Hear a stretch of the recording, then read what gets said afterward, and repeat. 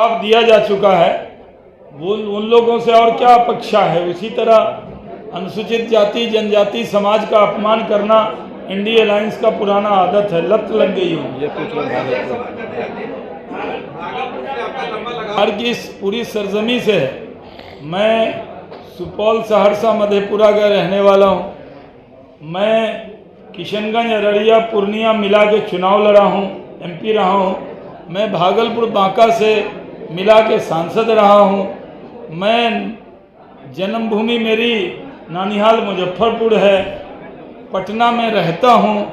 तो कौन जगह से लगाव नहीं है। जहाँ बुलाया जाएगा वहाँ जाएंगे। और शाहनवाज हुसैन के हाथ में जब बुलाया जाएगा तो जाएंगे, ऐसे कहीं बौड़ाने थोड़े जाएंगे। कहीं बुलाया जाएगा, जहाँ पार्टी बुलाएगी। अभी तक मुझे कहीं से बुलावा नहीं आया है। जहाँ बुलावा आएगा 40 की 40 सीट पर जाएंगे। ऐसे मैं उत्तराखंड में 2 दिन के लिए स्टार प्रचारक हूँ, वहाँ भी। और जम्मू कश्मीर में 14-15 तारीख को मैं डोडा किश्तवाड़ में होऊंगा। डोडा में पूंछ राजौरी की तरफ। आप में कोई मेरे साथ चलना चाहे कश्मीर तो आमंत्रित है। बहुत बहुत धन्यवाद। बहुत दिनों के बाद आपको संबोधित करने का पटना में मौका मिल रहा है। और आप जानते हैं कि लोकसभा का चुनाव शुरू हो गया है और इस बार देश ने तय कर लिया है कि फिर एक बार मोदी सरकार बनेगी। बिहार में पिछली बार मन में ये मलाल था कि हम गुजरात, राजस्थान, दिल्ली की तरह 100% सीट नरेंद्र मोदी जी के झोली में नहीं डाल पाए। लेकिन इस बार वो मलाल मिटने वाला है। पिछली बार हम 39 जीते थे, इस बार किशनगंज सहित हम 40 सीट नरेंद्र मोदी जी के झोली में डालने वाले हैं। बिहार में इस बार 40 सीट पर मोदी लड़ रहे हैं। हर जगह नरेंद्र मोदी जी के नाम पर उम्मीदवार का नाम कुछ भी हो, लेकिन मोदी जी के नाम पर लोग वोट डालने जा रहे हैं। इस बार केंद्र सरकार का जो परफॉर्मेंस है, जिन मुद्दों पर, जिन वादों पर हमने सरकार चलाई, उन वादों पर हम 100% खड़े उतरे हैं। हमने सबका साथ, सबका विकास, सबका विश्वास के रास्ते पर देश को आगे बढ़ाया है। और यही वजह है कि आज सारे विरोधी इकट्ठे होकर भी मोदी जी के सामने टिकने वाले नहीं। रामलीला मैदान में सब इकट्ठे हुए थे। वो वही रामलीला मैदान है जहां इंडिया अगेंस्ट करप्शन का नारा बुलंद किया गया था। और आज अलायंस विथ करप्शन का नारा वहां से बुलंद हुआ। जिनको गाली दी थी आम आदमी पार्टी ने, अरविंद केजरीवाल ने, वही उन सब लोगों को मंच पर इकट्ठा किया था। ये भी देश के लोगों ने देखा है। आम आदमी पार्टी पूरी तरह अभी जानबूझकर कंफ्यूजन पैदा कर रही। आम आदमी पार्टी की नेता आतिशी मरलीना और सौरभ भारद्वाज पहले से प्रेस कॉन्फ्रेंस करके ये कह रहे हैं कि उनकी भी गिरफ्तारी होने वाली। तो चोर के दाढ़ी में तिनका होता है, किसने आपको बता दिया? और ये कहना आतिशी का कि उनको अप्रोच किया जा रहा है, क्या वो बताएंगे कि कौन अप्रोच कर रहा है, किसने उनको अप्रोच किया है, कौन व्यक्ति उनसे मिला है? सिर्फ झूठ की खेती उनको नहीं करनी चाहिए। बिहार के अंदर हमारे एनडीए के सारे उम्मीदवार घोषित हो चुके हैं। और सो कॉल्ड जो इंडी अलायंस है वो अभी तक अपना उम्मीदवार भी तय नहीं कर पाया। बड़ी मुश्किल से उनके सीट का एडजस्टमेंट हुआ है, लेकिन एक दूसरे पर अभी भी यकीन नहीं। एक दूसरे के नेता एक दूसरे से के सीट पर नॉमिनेशन करने की बात कर रहे हैं और अभी भी कन्फ्यूज़न बना हुआ है। लेकिन भारतीय जनता पार्टी के गठबंधन में सब ने उम्मीदवार घोषित कर दिए हैं और वो लोग अभी उम्मीदवार तय नहीं करेंगे, लेकिन उससे पहले बिहार की सरजमी पर प्रधानमंत्री नरेंद्र मोदी के कदम 4 तारीख को पड़ने वाले हैं। जब मोदी का कदम बिहार की धरती पर पड़ेगा तो ये अलायंस पूरी तरह इंडी अलायंस बिखर जाएगा। 4 तारीख को जमुई में प्रधानमंत्री नरेंद्र मोदी जी की सभा होगी और वो ऐतिहासिक सभा होगी, क्योंकि इस बार हम लोग 40 की 40 सीट नरेंद्र मोदी जी के झोली में डालने वाले हैं। 4 तारीख को वो आ रहे हैं, 40 सीट हम लड़ रहे हैं, तो 4, 40 और 400 के पार ये संयोग बिहार से ही बनेगा।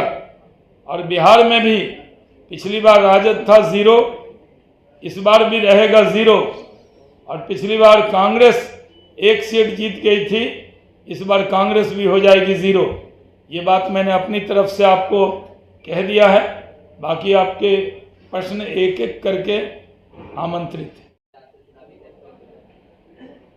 बहुत से उम्मीदवार हैं चुनावी कैंपेन में, आप व्यक्ति विशेष के लिए ही पूछ रहे हैं। हर उम्मीदवार होता है और बहुत से उम्मीदवार चुनाव के मैदान में कूद गए, कोई फर्क पड़ने वाला नहीं है। हम लोग 40 की 40 सीट जीतेंगे। एक एक करके, एक मिनट। हाँ, पूछिए आप। पॉलिटिक्स के अंदर जो है प्रशंसक भी होते हैं, आलोचक भी होते हैं। उद्योग मंत्री के तौर पर आपने काम किया प्रशंसक, अब आपके आलोचक कह रहे हैं कि शहनवाज हुसैन अपने कैरियर में ढलान पे यानी निपटने वाले।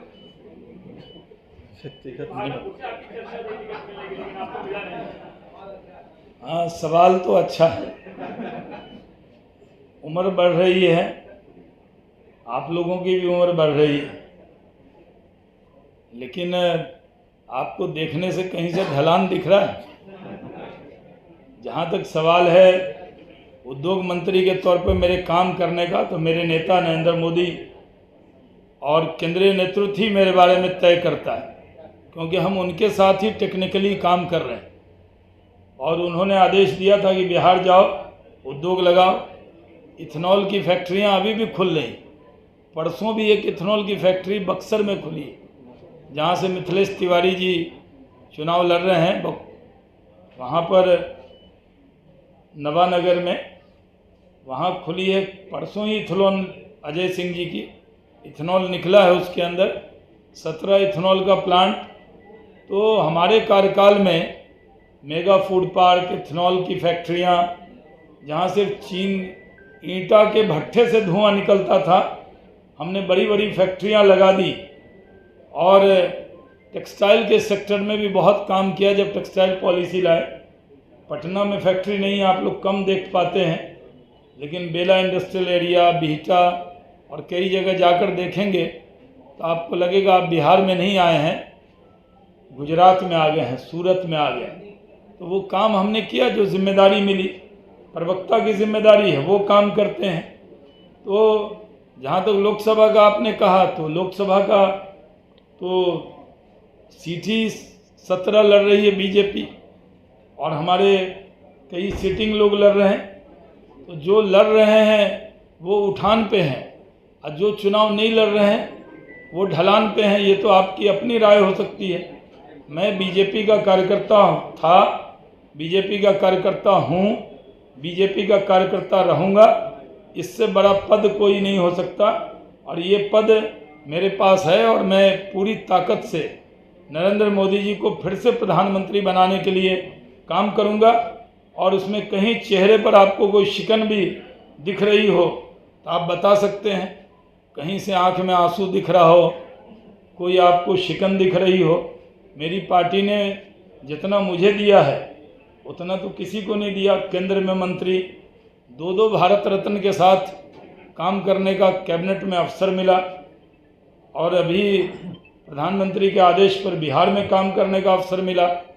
तो बिहार में जो काम किया है, हमारे जो अभी नए उद्योग मंत्री आए हैं बहुत काबिल हैं, बहुत अच्छे हैं, मेरे अनुज हैं, वो उसको आगे बढ़ाएंगे और पूरा सहयोग हम करते रहेंगे।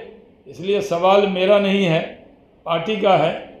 व्यक्ति से बड़ा दल और दल से बड़ा देश है, और देश के लिए नरेंद्र मोदी की ज़रूरत है।